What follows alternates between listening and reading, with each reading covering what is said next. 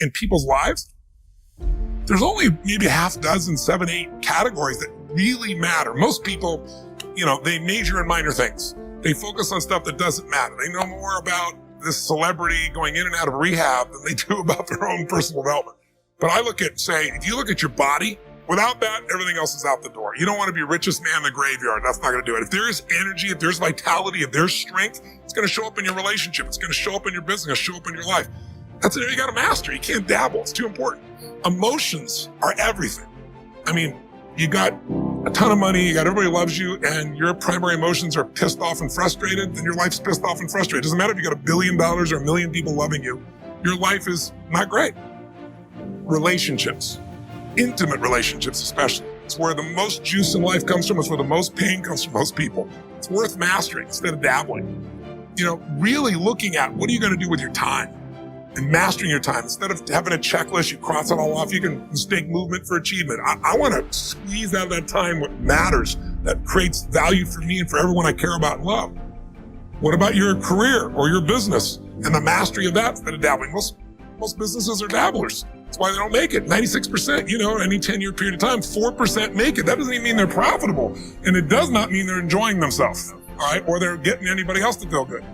Really mastering money so that it's not a question in your life. You can do and be and give and share as much as you want. You're not stressed about it. You live in a place of abundance. And then spiritually, really, I think, now, I don't tell people what to believe spiritually, but I believe that ultimately, whatever you believe, you got to live it. And it should lead to growing and giving. If you're growing, you feel alive. If you're giving, you feel 10 times more alive. And I think if someone can celebrate and give, then that's spiritual state. So to me, those are the areas I look at mastering.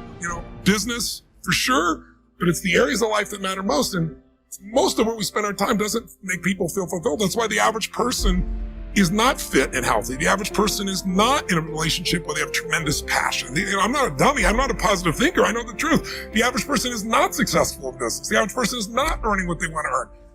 But you know what? Very few people have those things, but a few do. A few are happy, fulfilled, spiritually alive, financially strong, their business is growing, they have passionate love affairs, and I'm obsessed with finding the few who do and find out what they do different and teaching to everybody. Everyone's going to measure themselves differently because everyone values things differently. Some people value success or significance. Some people value love more. Some value just basic levels of certainty. So when I look at the specific metrics, I really look at metrics of what are the things that need to be measured to know if your life is going to work or not. So I look at it as our whole lives are guided moment to moment by the state we're in. Learning how to change your state, not bullshit, not fake, but to go from pissed off, frustrated, freaked out to back in your center or creative or determined or something that's going to move you forward. It's going to create a better quality of life for you and others. That's a critical skill set. So moment to moment, our life's controlled by our states. Yep. If you're in an angry state, you're going to respond differently than if you're feeling playful. But what controls those states long-term is your model of the world, your worldview. And I look at that as having, as a metric, 3 things that I look at. I look to see first, what are the targets you're after? The target is, everyone has different goals and dreams and desires. But as I traveled around the world to 100 countries, I started going, holy shit, I'm seeing the same problems. What's underneath it? I began to see that there are these same 6 human needs that we all have, the same needs. We all have a need for certainty, that we can avoid pain and we can have some pleasure, some comfort. We all need uncertainty. We need variety or we feel dead inside. If you're totally certain, you're bored. If you have total variety, you're like freak out.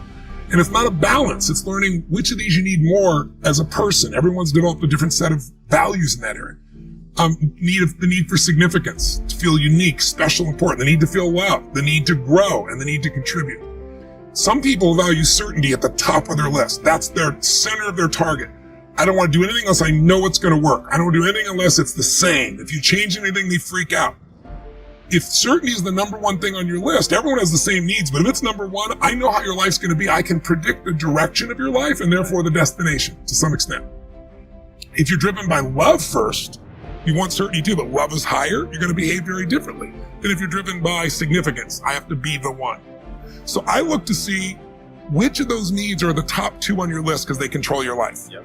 The 2 that most people have, 90% of the planet, if you said, of all these needs, which one do you really focus on most day to day? Everybody wants love. What do you focus on? Most people focus on being significant. We live in a Facebook world where people fake their life, put new filters, make it look different than it really is, tell stories that, are totally full of it to make themselves look good. Because we live in this kind of false world where significance is more important than love. And it separates us.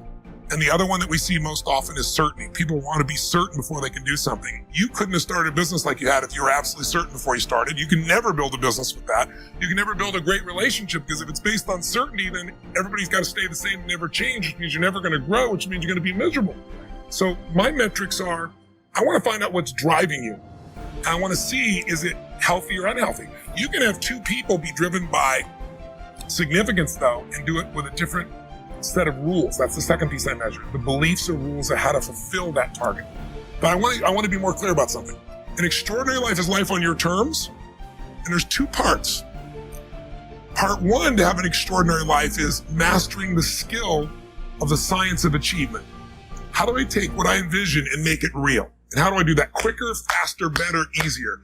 The ability to manifest what you come up with and make it real, like you've done with your company, yes, that's a skill set. I spend an unbelievable amount of time helping people do it faster, quicker, better, showing them the shortcuts, teaching them the strategies, modeling what works so you can save yourself a decade.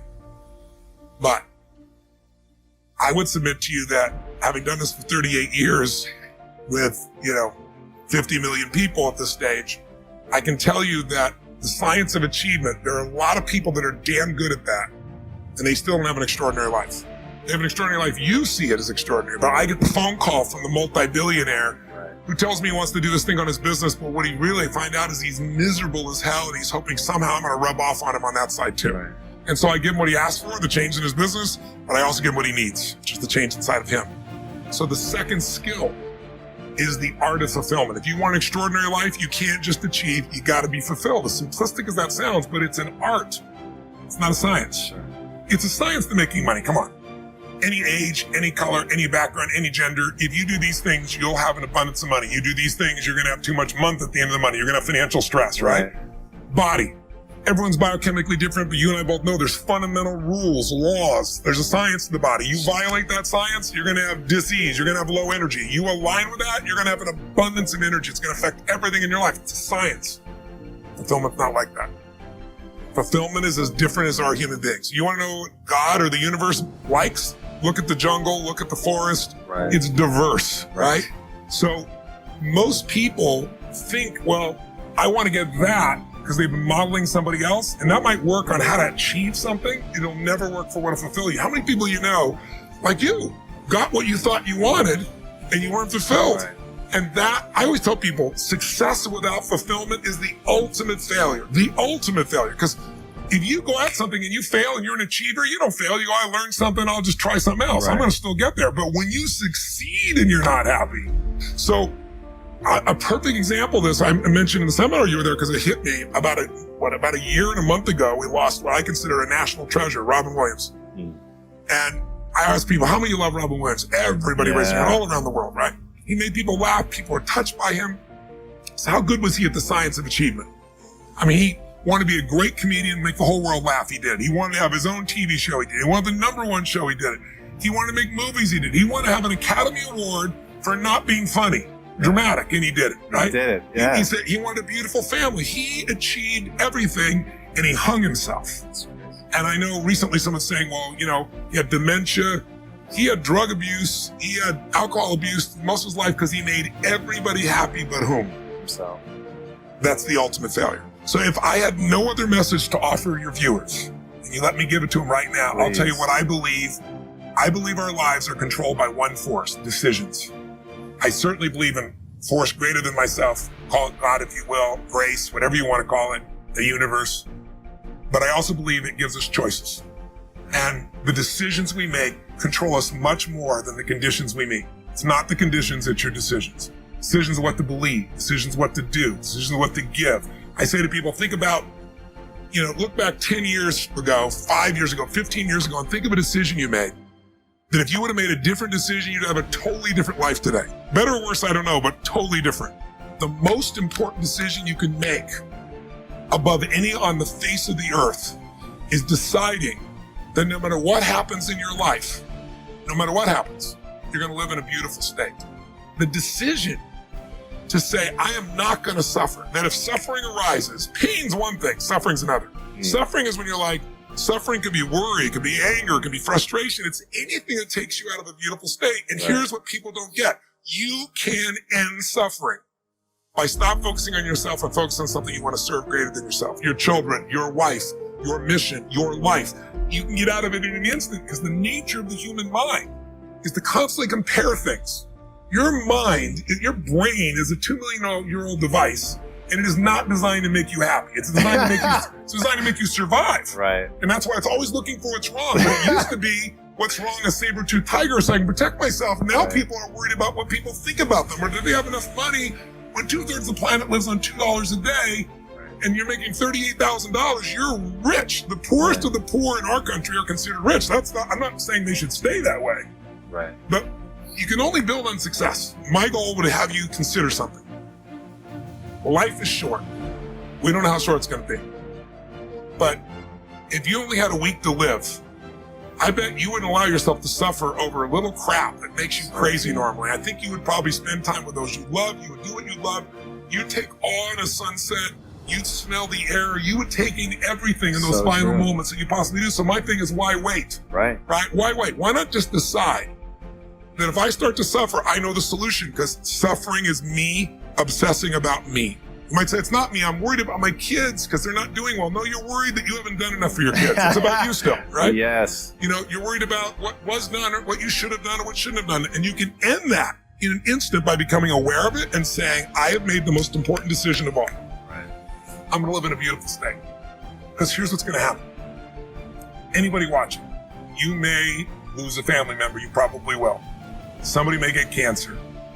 Your business the government might change the rules. They might change things radically that you can't even do anything about it. You might go bankrupt. You might get divorced. I'm not saying anybody will, but no one knows what's going to really happen in your life. Life's full of uncertainty, but here's what you can know. You can decide no matter what happens, you could have a great time. If somebody like Viktor Frankl can be locked up in Auschwitz and come out of that and experience finding joy in the middle of Auschwitz, then human beings have a capacity they've undersold themselves on. We think that the outside world determines how we feel. If people have to behave a certain way, if your husband or your wife or your kids or your coworkers or whoever, your boss, has to behave a certain way for you to be happy, and if they don't, you're unhappy, then you're always going to be unhappy, because the more people around you, the more they're going to change that, because they're all human, right? My invitation is, as great as it is to achieve, more important to enjoy.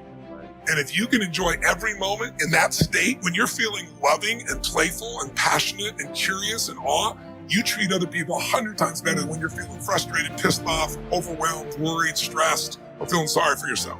You're going to be a better parent, you're going to be a better lover, you're going to be a better business person, you're going to have a better life. So my soliloquy is, decide. Decide today.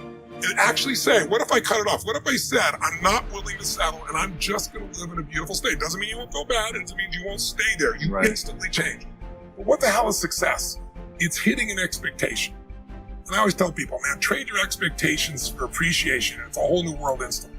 If you can appreciate this moment, if you can't find ecstasy in this moment, in a conversation with a friend and looking in your wife's eyes, being with your children, going on a run, if you can't find ecstasy now, I'm here to tell you, more money, more people, more love, more business, more anything is not going to give you more ecstasy. If you can't do it here now, you're not going to do it there when you got more. So why not do it now and have a rich life right now? I tell people, money, that's one thing. Like having financial abundance, there's skills. That's a science.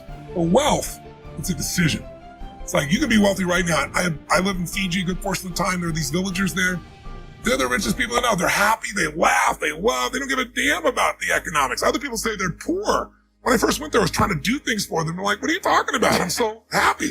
Wealthy people come over from the United States and they go travel around and try to figure out what to do. And they're going to spend 9 years to do this and this and this so they can finally sit down and be happy. And the Fijian guy goes, why don't you sit on the beach right now, dude, and experience it? Why spend the 9 years? Why not have it now? That's my invitation.